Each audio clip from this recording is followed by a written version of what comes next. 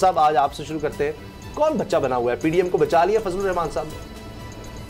उसामा साहब, फजलुर रहमान साहब को इतना पता है, ये जरदारी साहब को भी पता है, ये मरियम नवाज को भी पता है कि इन सब की सर्वाइवल पीडीएम के साथ है। ये एक दूसरे को आंखें भी दिखाएंगे, ये एक दूसरे के साथ लड़ेंगे भी, ये एक दूसरे पे अपने एजेंडे भी ठोंसेंगे, लेकिन ये पीडीएम से अलहदा नहीं होंगे।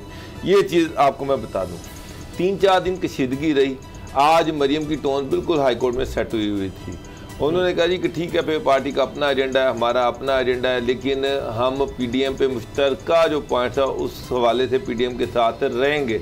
तो लग यही रहा है कि पीडीएम को इन्होंने साथ चलाते रहना है। मरियम गिरफ्तारी से बची हुई हैं, मरियम को जो अचीवमेंट्स मिल रही हैं, मौलाना फजलुर रहमान को जो अचीवमेंट्स मिल रही हैं, आसिफ अली जरदारी जो हैं वो जो नैब से बचे हुए हैं, और सिंध गवर्नमेंट के मामला जो हैं उनमें उनको आज़ादी मिली हुई है।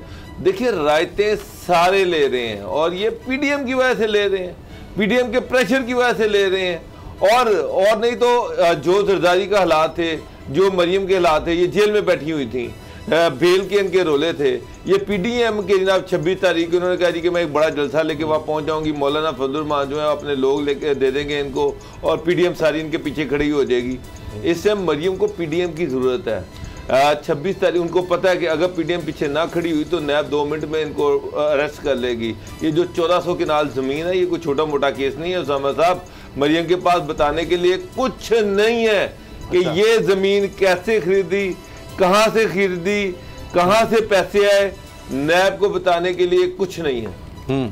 हाँ, सिर्फ ये है कि पीडीएम पीछे खड़ी होगी, मौलाना के लोग होंगे, बिलावल भुट्टो जो है वो इनके हक में एक बयान दे देंगे। जहाँ पे करप्शन आएगी, ये आप मुझसे मार्क माई वर्ड्स, इनके खिलाफात इस्तीफों पे हो सकते हैं, इनके खिलाफात पार्लियामेंट पे हो सकते हैं, इनके खिलाफात लॉन्ग मार्च पे हो सकते हैं। जहाँ पे करप्शन आएगी, जहाँ पे नैब आएगा, ये सारे इकट्ठे हो जाएंगे। अच्छा, ये सारे एक हो जाएंगे। अच्छा, असद खरल साहब ये बताएं कि कारकुन अवाम पागल हैं, बच्चे हैं, ना समझ हैं, नादान हैं कि जब चाहे गुड्डा गुड्डी का खेल है कि आज सिलेक्टेड का खून किस किस खानदान की रगों में दौड़ रहा है, वो एक दूसरे के खिलाफ बयान जुबान खींच लेंगे, छोड़ूंगी नहीं, जिसने बात करनी पहले मुझसे करे। अब मरियम कह रही हैं कि मैं नवाज शरीफ की बेटी हूँ, सियासी ताल्लुकात निभाना जानती हूँ। यानी सुबह उठें तो कुछ और, रात सोने से पहले कुछ और, ये यूं ही चलेगा। और सब तज्जियाकार जो कहते थे पीडीएम कभी नहीं टूटेगी, अब वो कहेंगे देखा हमने कहा था पीडीएम कभी नहीं टूटेगी। मैं तो वैसे हैरान हो गया, अगर ये पीडीएम है और ये वीडीएम रहेगी तो 2023 के बाद 2028 तक भी इमरान खान को खतरा नहीं है। फिर शेख रशीद ठीक है नहीं, फिर अगर यही पीडीएम ऐसे ही रहेगी और ऐसे ही चलेगी तो फिर 2023 नहीं, मैं तो 2028 तक इमरान खान की हुकूमत देख रहा हूँ। मैं तो जुड़ रहे हैं ना, अब तो देखें, अब तो मौलाना फजलुर रहमान साहब बीच में पड़े हैं। मौलाना फजलुर रहमान साहब ने जरदारी साहब से रब्ता किया कि जनाब ये समझाएं, बच्चों की सियासत कर रहे हैं, और उसके बाद नवाज शरीफ से रब्ता किया। अब मामला क्या है, मुझे ये बताएं उसामा साहब, आज जो लाहौर हाई कोर्ट के अंदर भी जो समाअत हुई सर, उस पर वहां ब्रेक के बाद बात कर रही हैं, अभी सियासत पे रहते हैं। अब मामला ये है कि जो मरियम साहिबा जिस तरह आपने कहा है कि लाओ लश्कर लेके वो जा रही हैं, जिस तरीके ने डोगर साहब ने कहा कि वो जो हमजा शहबाज ने कहा कि बेल नहीं करवानी चाहिए, ये बुज़दिल है, ये इक़्तिदार के भूखे हैं, ये सिर्फ इक़्तिदार के लिए आते हैं। ये तो पाकिस्तान इनके सिर्फ इक़्तिदार के लिए है। इनके बच्चे जब इक़्तिदार में हों तो आपको पता है वो बाहर के वो कोई बरतानिया में होता है, कोई अमेरिका में होते हैं, वो पढ़ते वहाँ पे हैं, वो खाते वहाँ पे हैं, वो इलाज उनका वहाँ पे होता है। यहाँ तो सिर्फ पाकिस्तान लूटने के लिए आते हैं, यहाँ तो सिर्फ इक़्तिदार के लिए आते हैं। अब मुझे ये बताएं, जरदारी साहब जो रवादारी की बात है किसके लिए वो क्लैरिफाई कर रही है? मरियम साहिबा रवादारी की बात भीख मांग रही हैं पीपल्स पार्टी से कि खुदा के लिए हमें माफ कर दो, हमें मजीद ताने मत दो। जरदारी साहब ने भी यही कहा कि नवाज शरीफ साहब, फजलुर रहमान साहब ने यही कहा कि जनाब आप आए, और ये बुज़दिली है कि आप नहीं।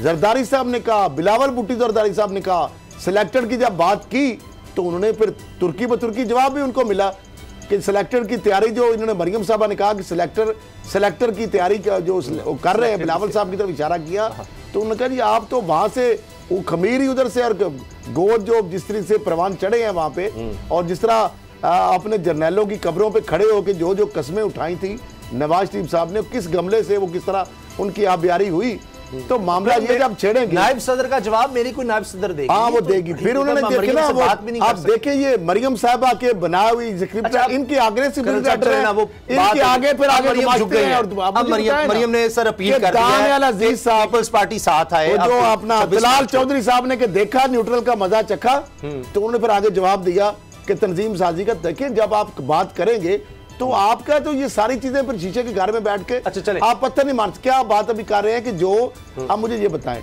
कोई मुल्जम हो जिसके ऊपर इतने अरबों रुपए के करप्शन के केसेस हो, उनके ऊपर जब नैब उनको बुलाता है, क्या उसको ये अलाउ होता है कि उसको किसी सजा में मुअत्तली हुई है? इस पर तफसील से बात करनी है ना, क्योंकि ये नून लीग का बयानिया है कि इदारे हमारे साथ नहीं होते और नवाज शरीफ साहब आएंगे तो उनको कत्ल कर देगा, इसलिए तो अब इस पर आते हैं ब्रेक के बाद। बाबर साहब, पीपल्स पार्टी, अब कहा जा रहा है कि बिलावल ने फैसला करना है कि पीपल्स पार्टी 26 मार्च को मरीम के साथ जाएगी। अब खतरा तो कोई है नहीं, तो कायरा साहब जा रहे हैं, लीड कर रहे हैं। चलें, ये तो फिर बड़ी खबर है। कायरा साहब लीड कर रहे हैं काफिले को, पीपल्स पार्टी को। अभी ये तो सुलह हो गई है बाबर साहब, सुलह हो गई है। आपसे अभी एक बात, बड़ी बात है, ये बहुत बड़ी करप्शन के हवाले से यही कह रहे थे इकट्ठे हैं। जब नैब की का नाम आएगा, जब करप्शन की बात आएगी, ये सारे इकट्ठे हो जाएंगे। लेकिन जो बयानात हो गए सारे एक हो जाएंगे, नैब के हवाले से ये सब एक हो जाएंगे। लॉन्ग मार्च पे भी पार्टी जाए ना जाए, बाबर साहब नैब मार्च पे भी पार्टी के साथ जरूर खड़ी होगी। सियासत में कोई जुबान भी होती है नहीं होती? कहते हैं मरियम ने कहा था झूठों पर अल्लाह की लानत।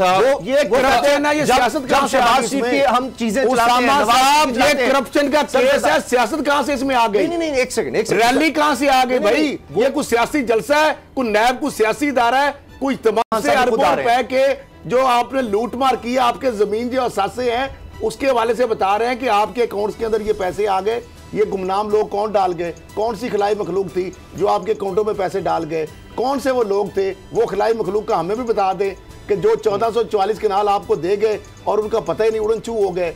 फिर वो कौन से लोग हैं जो चौधरी शुगर मिलकर 4.5 करोड़ रुपए आपके जाती अकाउंटों में डाल गए? वो कौन से गैर मुल्की लोग हैं? हमें भी जरा बता दें कि उनको आपने दिया कुछ नहीं और वो आपके ऊपर करोड़ों रुपए की नवाशात कर रहे हैं। आपको शेयर पहले उनको आप बेचते हैं, उसके बाद आपको वापस रिटर्न शेयर करते हैं, उसके बदले में आपने क्या दिया? नैब यही पूछ रहा है, आप बता दें कि क्या उनको आपने दिया है, जाके हम उसके हिसाब से अकाउंट फार हो जाए। अब इसके अंदर कोई भी मुल्जम हो, उसको जब बुलाता है नैब, मुझे बताएं क्या इस तरह अलाउ होता है? उसामा साहब कोई मुल्जम, और फिर मरियम साहबा एक मुकदमे में सजा याफ्ता है, वो वहां पे कालदम हुई है सजा, उसके अंदर वो बेल पे है। अगर इतनी वो बहादुर है, नहती लड़की से वो कहती नैब डरता है, इदारे डरते हैं, तो आप बेल से भागते क्यों हैं? आप फेस करें, ठीक है ना बाबर साहब। भाई आप आपके उधर भागे हुए हैं, भाई आपके उधर भगौड़े बने हुए हैं, आपके जो वालिद साहब के जो समधी हैं वो उधर भगौड़े हैं, सारा खानदान आपके जो शहबाज शरीफ साहब के दामाद वो भगौड़े हैं, उनके बेटे एक भगौड़े, एक अभी बेल पे हैं बाहर, शहबाज शरीफ साहब तो फिर अंदर हैं। जरदारी साहब यही ताने मारते हैं ना, पूछना है बाबर साहब के पास खबरें होती हैं, मच्छर काटते हैं। उनको डेथ सेल में रखा हुआ था, मरीम साहबा कह रही हैं उनको, तो इनको डेथ सेल में रखा मरीम साहबा को। बाबर साहब ब्रेक के बाद ये बात करेंगे। मुझे ये बताएं कि उन बयानात का क्या होगा जो मरियम और बिलावल ने दिए हैं? वो सब अब पुरानी बात हो गई, क्योंकि हम पहले शहबाज शरीफ के दिखाते बयान।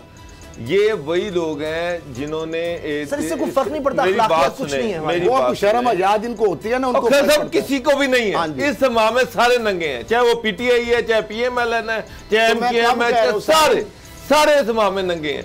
माजी में अगर इनके बयानात एक दूसरे के खिलाफ देखते रहे और आज जो सारा कुछ कर रहे हैं, आज जो हुकूमती अलायंस बना हुआ है, ये भी आपके सामने है। ये सब इनके, मैं एक बात बता दूं, इनको कोई किसी सियासतदानों को इनको शर्म या नहीं है। ये कौम को बेवकूफ़ समझते हैं, ये कौम को बेवकूफ़ बनाते हैं। आज ये कोई एक बयान देते हैं, कल उसकी बिल्कुल उलट काम कर रहे होते हैं। वो शहबाज जिन्हें आसिफ जरदारी के पेट से हाथ डाल के पैसे निकालने, पुरानी बात होगी ना, वो बिलावल भुट्टो पुरानी बात भूल गई, बात भूल जाएंगे, ये भी भूल जाएंगे, के बाद लोग फिर भूल जाएंगे, सिलेक्टेड कौन है लोग ये भी भूल जाएंगे। उसामा साहब, इनका ख्याल है कि लोग सब कुछ भूल जाएंगे। असल चीज़ है कि ये सबका गोल एक है, मकसद एक है। वो मकसद ये है कि किसी तरीके से एनआरओ से नैब से बचा जाए, आज मरियम ने कहा कि का जो पैसा खाया गया है उसको बचाया जाए, और उसमें वो कामयाब है। इस चीज को आप मान लें। अच्छा, कि अभी तक सारी पार्टियां अपना पैसा बचाने में कामयाब है। इसमें इख्तिलाफ फिर किसका होगा? अब यूसुफ रज़ा गिलानी होंगे या नून लीग की मानी जाएगी? फिर ये बात करें फिर अब अगर इकट्ठे हो ही रहे हैं तो उस पर हो जाए। 249 पर मिफ्ता इस्माइल नून लीग के उम्मीदवार हैं, उनको पीपल्स पार्टी फिर सपोर्ट करें। अब इकट्ठे हो गए। मौलाना फजलुर रहमान जो है ना, इसका भी कोई रास्ता निकाल लेंगे, जाएं। मैं आपको ये भी बता देता हूँ। और मुझे जो लग रहा है कि पीपल्स पार्टी को पता है कि वो सीट तो इनसे निकलनी नहीं है, कराची वाली सीट पे पार्टी से नहीं निकलनी, और इसलिए नून लीग जो है वो ये चाह रही है पे पार्टी की सपोर्ट मिल जाए, मौलाना फजलुर रहमान की वहां से सपोर्ट मिल जाए। तो जो मुझे लग रहा है कि नून लीग ने अपोजिशन लीडर की सीट यूसुफ गिलानी को दे के कराची वाली सीट पे फोकस कर लेना। अच्छा। मैं आपको लिख के दे रहा हूँ कि यूसुफ रज़ा गिलानी कायदे पे इख्तिलाफ सेनेट में बन गए। जरदारी साहब के, अगर जरदारी साहब ने सोच लिया है कि यूसुफ रज़ा गिलानी अपोजिशन लीडर होगा तो वही होगा, जाए नून लीग को अल्टीमेटली उनके सामने सरेंडर करना पड़ना। नहीं, मैं आपको बता रहा हूं, विन विन सिचुएशन है जरदारी साहब की। सुन ले, जरदारी साहब की विन विन सिचुएशन इसलिए है कि अगर अपोजिशन लीडर जो यूसुफ रज़ा गिलानी साहब बन जाते हैं, नून लीग का उम्मीदवार सरेंडर कर लेता है सेनेट में, तो वहां पे तो ऑलरेडी जमात इस्लामी की सपोर्ट पीपल्स पार्टी ले चुकी है। नून लीग जो है वो भी अगर सपोर्ट करती है या नहीं करती उससे कोई फर्क नहीं पड़ता। नून लीग का वोट बैंक इतना ज्यादा नहीं है, ठीक है। उस वक्त सिचुएशन थी, मरकज में हुकूमत थी, पंजाब में हुकूमत थी, शहबाज शरीफ साहब का बहुत एक एक्टिव रोल था, तो लिहाजा जो वोट मिल गए। और फैसल वाडा जारी बात उनके हिसाब से अगर सियासी तौर पे या मेच्योरिटी के वाले से देखा जाए, ठीक है, इमरान खान साहब के कॉन्फिडेंट वो साथी जरूर है, लेकिन वो सारे आपको पता है गिव एंड टेक थे।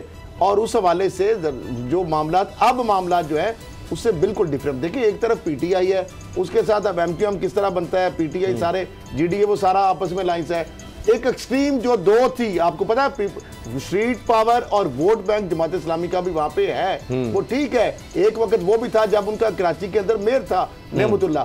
तो अब मामला ये है कि पीपल्स पार्टी अगर वहां से भी उनको सपोर्ट ले रही है और भी इस तरह वहां पे उसकी हुकूमत भी है, ये जिस तरह पीटीआई की हुकूमत है, जिस तरह ये मैनेजमेंट है, वहां पे आपको पता है कि माफिया राज है।